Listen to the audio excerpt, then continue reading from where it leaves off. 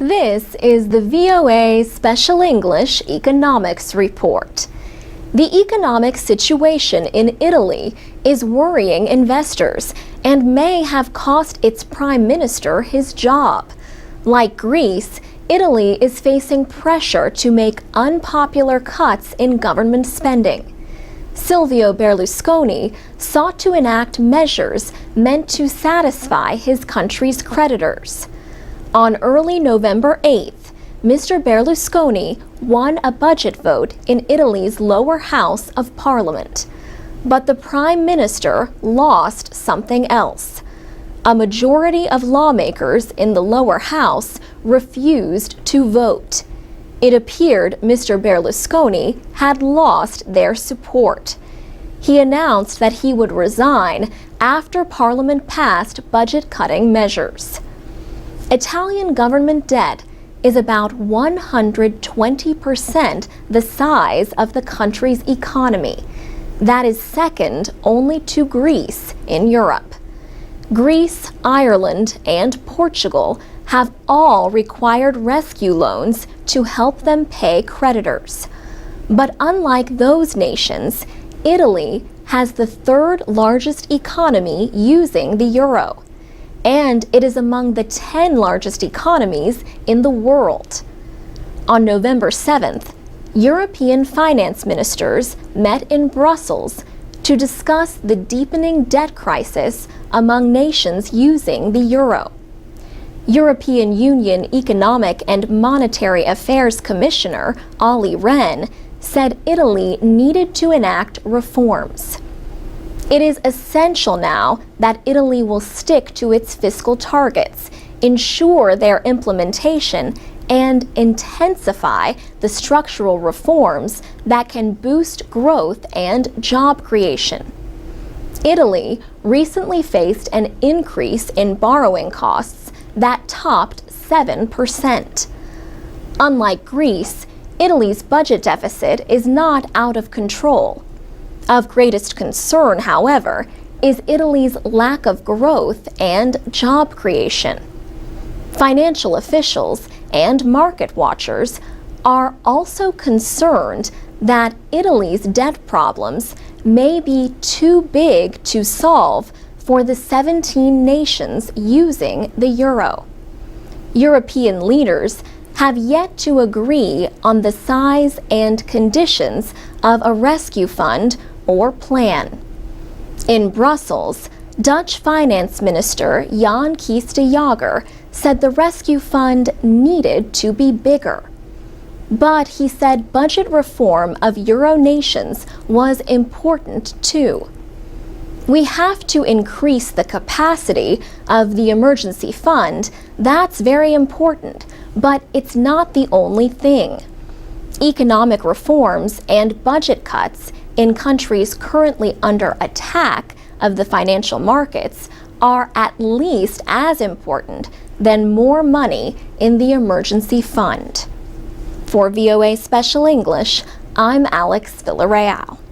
Special English is VOA's daily source of news and information for people learning English. Go to voaspecialenglish.com for transcripts and MP3s of our stories and for The Classroom, our e-learning platform. This is the VOA Special English Economics Report. Finance ministers from the euro area met in Poland in the middle of September to discuss the Greek debt crisis. American Treasury Secretary Tim Geithner joined them. Fabian Zulig, chief economist at the European Policy Center in Brussels, said the United States was right to get involved. The intervention from the U.S. has also shown at least a risk that the stability of the financial system as a whole, the global financial system, might be under threat again. Earlier, the leaders of France, Germany, and Greece held a conference call to discuss how to contain Europe's deepening financial crisis. Germany and France are Europe's two largest economies. 17 European Union countries use the euro as their currency. On September 15th, 5 major central banks agreed to lend additional dollars to European banks in the Eurozone. The European Central Bank says the 3-month loans will provide as many dollars as the banks need. The operations will end in December. The European Central Bank is acting with the United States Federal Reserve, the Bank of England, the Bank of Japan, and the Swiss National Bank.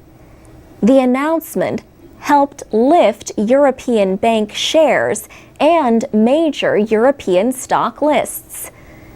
The Paris-based Organization for Economic Cooperation and Development has lowered its growth estimates for the euro area. In Greece, the economy has shrunk this year.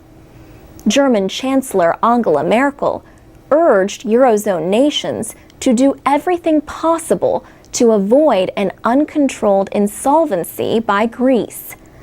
On September 13th, she warned that problems would quickly spread if Greece failed to pay its international rescue loans. And, she said, if the euro fails, Europe fails.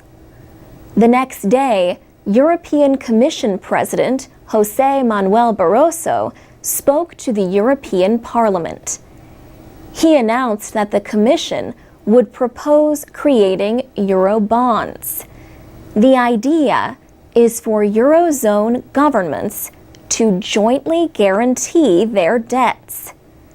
Germany and France have opposed such bonds. Mr. Barroso also said the current system that lets individual countries easily block policy is not working. I am convinced we need a deeper and more results-driven integration.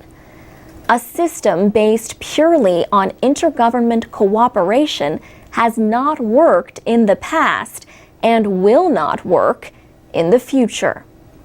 For VOA Special English, I'm Alex Villarreal.